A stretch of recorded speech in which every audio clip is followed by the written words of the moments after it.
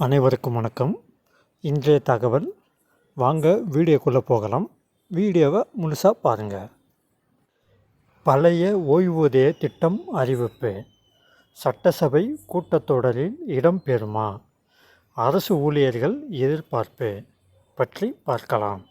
அரசு ஊழியர்கள் ஆசிரியர்களின் கோரிக்கைகளான புதிய ஓய்வூதிய திட்டத்தை ரத்து செய்து பழைய ஓய்வூதிய திட்டத்தை கொண்டு வருவதற்கான அறிவிப்பு சட்டப்பேரவை கூட்டத்தொடரில் இடம்பெற செய்ய வேண்டுமென அரசு ஊழியர்கள் ஆசிரியர்கள் கோரிக்கை வைத்துள்ளனர்.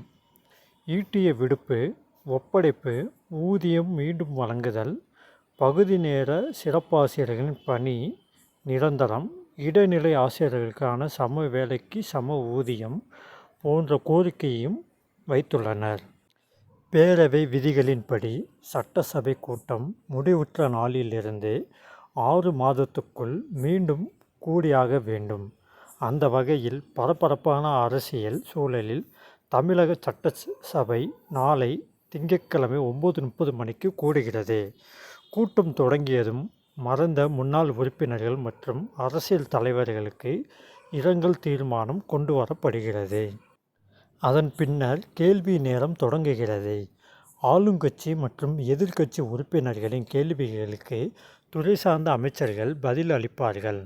அதனைத் தொடர்ந்து 2024-25 ஆண்டில் ஏற்பட்ட கூடுதல் செலவுக்கான துணை பட்ஜெட் தாக்கல் செய்யப்பட உள்ளது.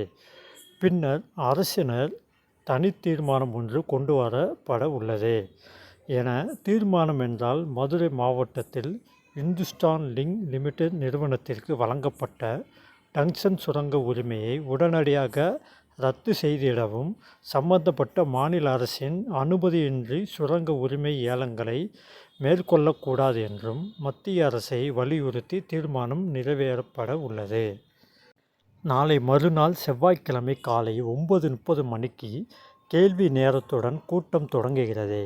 கேள்வி நேரம் முடிந்ததும் 2024-25 ஆண்டு துணை பட்ஜெட் மீது விவாதம் நடைபெற உள்ளது.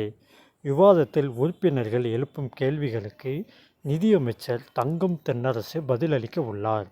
தொடர்ந்து கூடுதல் நிதி ஒதுக்குவதற்கான சட்ட மசோதா நிறைவேற்றப்பட இருக்கிறது. அத்துடன் இந்த ஆண்டுக்கான சட்டசபை கூட்டம் நிறைவடைய உள்ளது. இந்நிலையில் நாளை கூடும் சட்டப்பேரவை கூட்டத்தொடரில் அரசு ஊழியர்கள் ஆசிரியர்களின் கோரிக்கையான புதிய ஓய்வூதிய திட்டத்தை ரத்து செய்து பழைய ஓய்வூதிய திட்டத்தை கொண்டு வருவதற்கான அறிவிப்பு இடம்பெற செய்ய வேண்டும் என்று கோரிக்கை எழுந்துள்ளது. தமிழ்நாடு அரசு ஊழியர்கள் ஆசிரியர்கள் நல கூட்டமைப்பின் நிறுவன தலைவர் ச.